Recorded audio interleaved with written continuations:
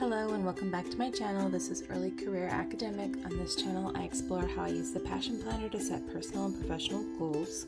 In this video, I'm going to do a flip through of the back pages of my planner because y'all said you like flip throughs, and it's been a while since I've maybe looked at the whole series of things. I do have a playlist where I set up some of my back pages. So if you're interested in that, I'll put a link in the description.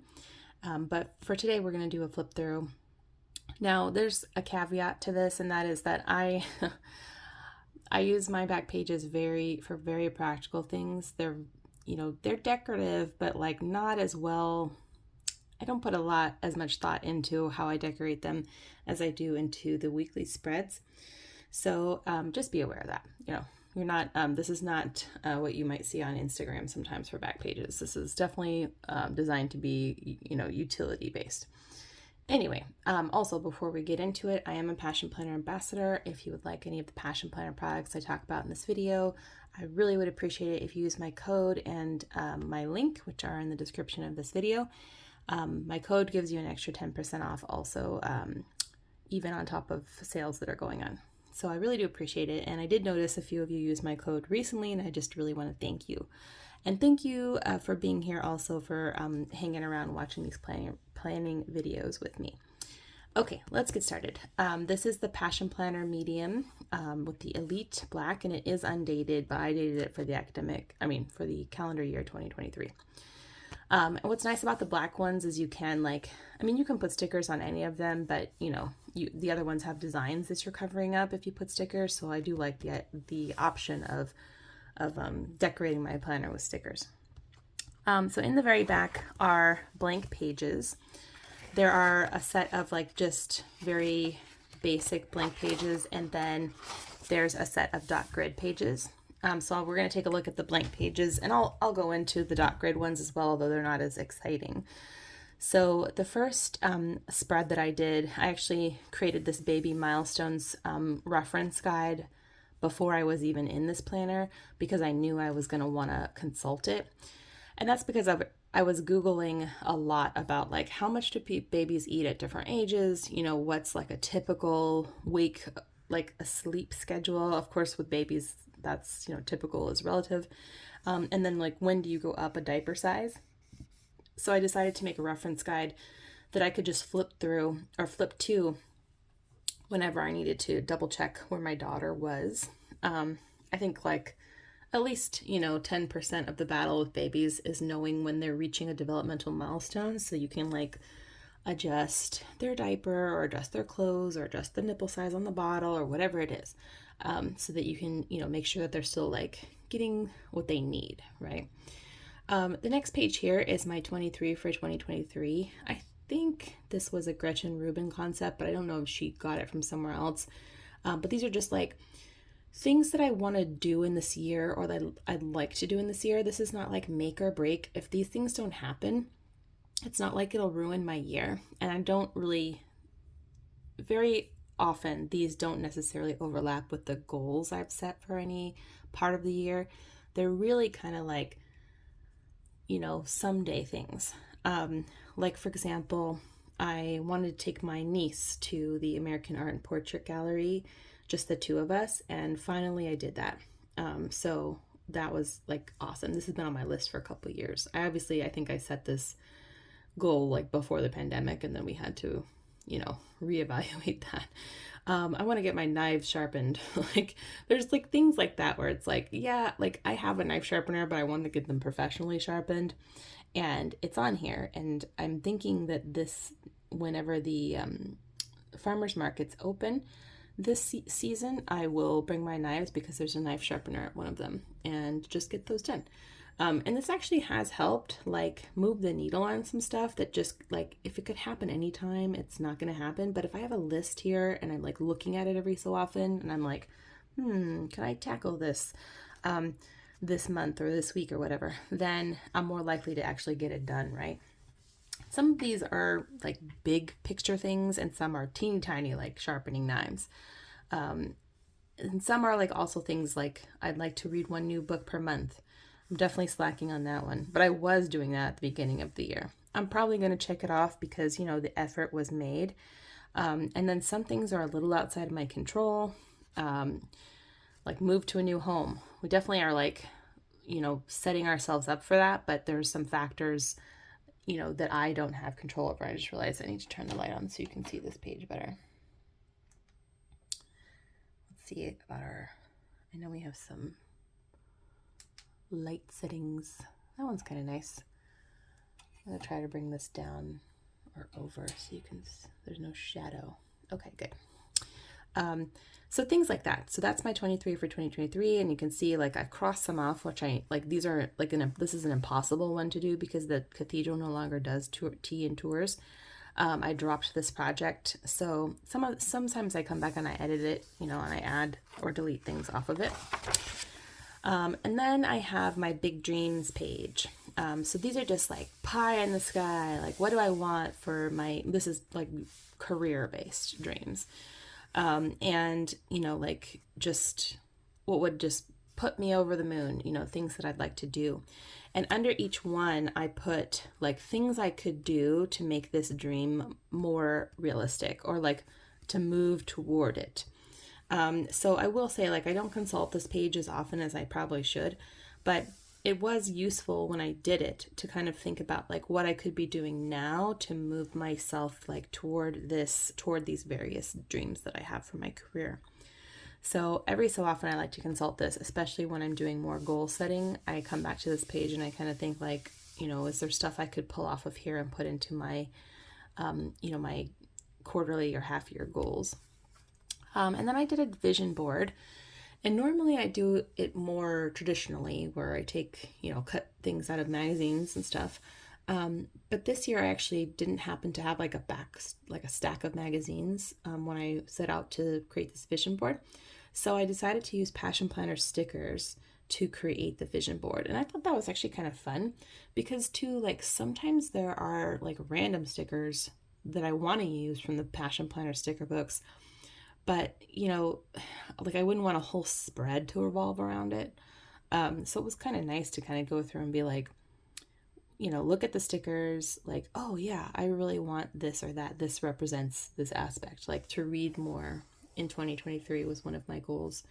To blog more. Like these two things I will say not happening right now. Submit a new article. Definitely working on that. Lean on my network. I'm doing this pretty well, I think. Digital comp syllabus, have not worked on that. Redesign my 302, am working on that. Having energy for teaching, working on it. Right now I'm a little like drained, as you can probably tell from my voice. Edited collection, working on that. Become a mom again, working on that. Host people that I like. Yeah. I mean, I think the older you get, the more you're like, I'm not going to go through all the effort of a party or whatever for people I don't like. And you're probably like, Tanya, why were you doing that in the first place? But part of it is my mom will want to arrange things for people she knows. And let's just say that some of her friends are like exactly what you picture when you picture a boomer. And I'm just like, nope, done with that. We're over it. Moving on. And new home. Yeah, we're working toward that. But as I said, there's only so much control you have over some of those things. And then I did a word of the year, which was enjoy. And I brainstormed like ways to help myself enjoy what I'm doing. And I think this was important for me because it was the first year that I was a mother. I was going back to work full time. I'm still, you know, watching her full time and working full time. And I was worried that I would be so like overwhelmed that I would not be enjoying any of it, you know. So I like brainstormed ways to like help myself, you know, enjoy it more. Now I will say like this actually did help. Like it did help get me through most of this semester. Right now I'm like struggling a little bit, if I'm being honest with y'all. And that's partly because the time of year, like if you teach, a 4-month semester, this time can be tricky work-wise. And just like thinking about some of the choices I made in my professional life that I might be rethinking. Having a child does change your priorities and your perspective. And there's like stuff I would probably have tolerated before she was born that I no longer tolerate. And I have to have a good why.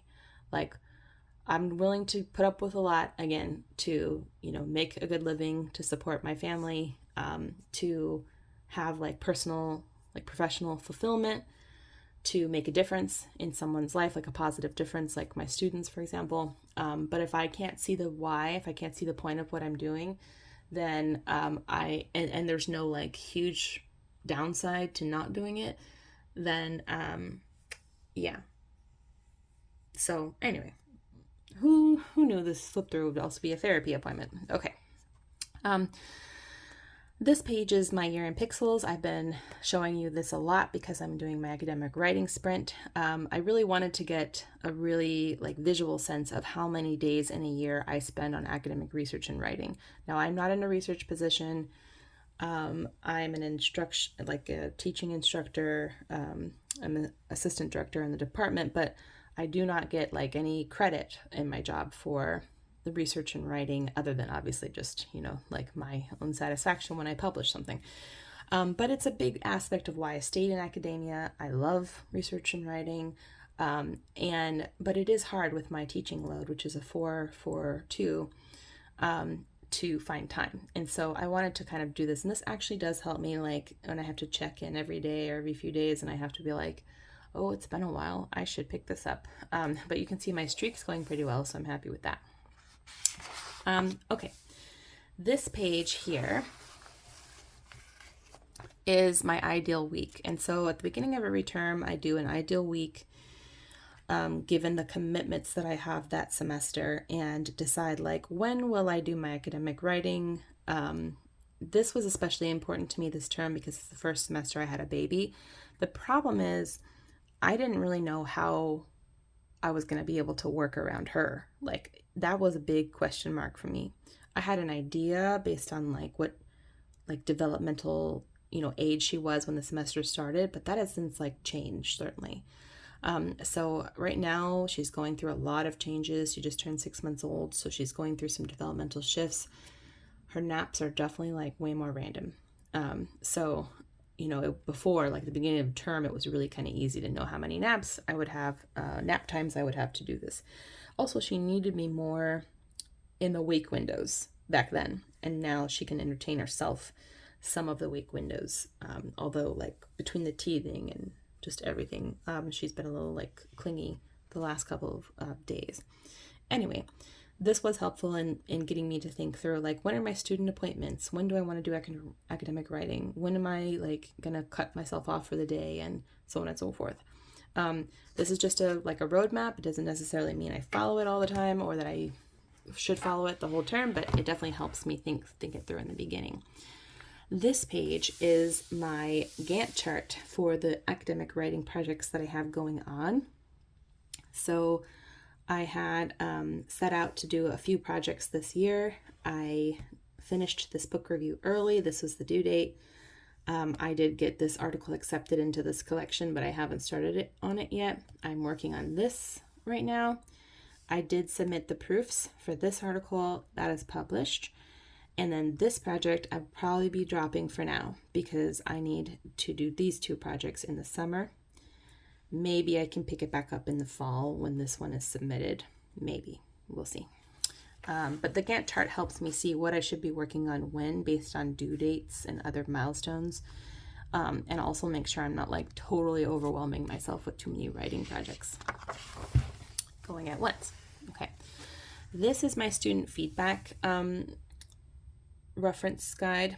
Essentially what happens is I set up the semester and then I forget like exactly what they'll be working on and what I owe them when I owe it to them, like in terms of feedback or grades or whatever. So I have to be constantly checking my syllabus or Blackboard to figure it out. And I decided to make a little reference here so that I can just flip to this page whenever I'm setting up my week and go, oh, this week I owe them feedback on this, or I owe them grades on this, or whatever. And they are working on this week. And it's just a really handy reference for me. So I love this page. I use it all the time. This page is some goal setting that I did. This was for spring break, things I wanted to do on spring break. As you can see, I didn't get as much work done as I wanted, but I did do feedback on 66 drafts, so I think that's a good amount. And then I did a lot of personal things. This is for the spring semester. I really wish I was making more progress on this stuff. I'm definitely going to have checked off more of these by the actual end of the spring semester, but it's going to be a little bit of a scramble to do like the things that actually need doing, like prepping my summer classes and putting my portfolio together. So yeah, it's just been a rough semester, y'all. Okay, this page here is cycle syncing, and I was interested in this concept because I definitely notice periods where I am just less energetic and less interested in checking off my to-do lists and meeting my goals. And I wondered how much it overlapped with various parts of my menstrual cycle. So I went ahead and I looked this concept up, and I created a little guide for like each phase and noted which are low energy or more energy, and then just like some advice they have for like getting through that phase, you know, like what kinds of exercise or what things you should eat. And every so often I do consult this and I think like, oh yeah, you know, I'm really low energy. You can see actually a correlation between the menstrual week and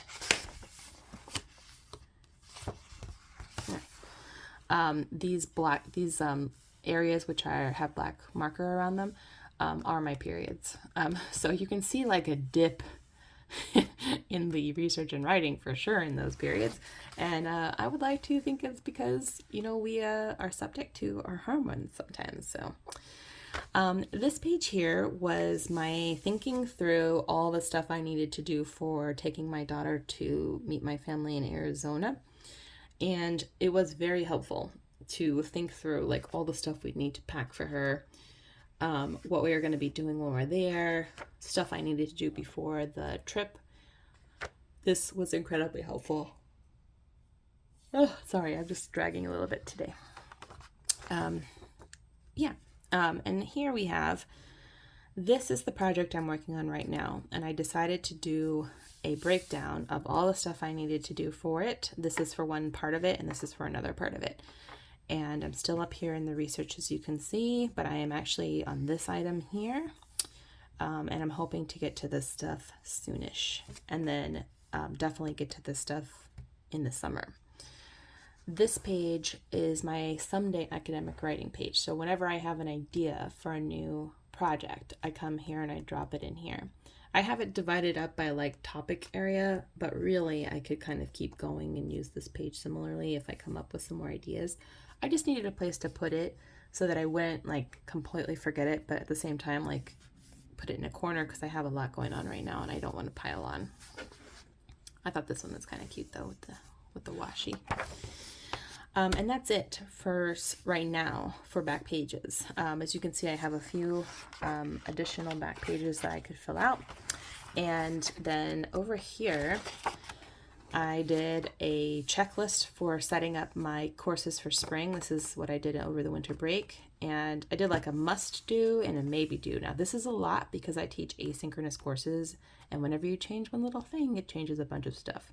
So there's a lot in here. Normally you don't have to set up courses like this, but I did make some changes to the course. And this was like, maybe I'll get to it. If I get to it, awesome. But if I don't, I don't. And then this was like me trying to figure out which academic opportunities I wanted to pursue, stuff I had ongoing, stuff I was thinking about doing. I ultimately just picked this one, and this one is published, and this one I have to do in the summer. This was me brainstorming for that project that I'm going to do in the summer. this is me brainstorming videos for this channel. So back here, and this is me like deciding how I'm going to set up my Gantt chart before I put it over here. I have it over here. Before I did this, it was me trying to figure out how much spacing I needed and stuff like that. So I use the dot grid pages to like really rough it out. Things I need to rough out is essentially what I use these dot grid pages for. And you can see I have a lot more. And then the very back, I have my color swatches for all my pens, all my markers and pens, so that I can like flip here and decide like, do I have a color that goes with, you know, the washi this week or the stickers or whatever. So that concludes the flip through of the back pages for my planner. I think I'll try to remember to link to it, but in my previous planner, I used the back pages to actually plan out my pregnancy and everything I needed to get ready before she came. So I will try to link to that video in case you're interested to see that. It's not, it's a little bit of a flip through. Yeah, it is, because I kind of hid a lot of that before I announced my pregnancy. But if you're interested, I will put a link in the description. Thank you so much for watching this flip through. Let me know in the comments if you thought it was interesting, if you want me to like go into more detail of some things, or just, you know, your thoughts in general. I'm interested to know also how you use your back pages.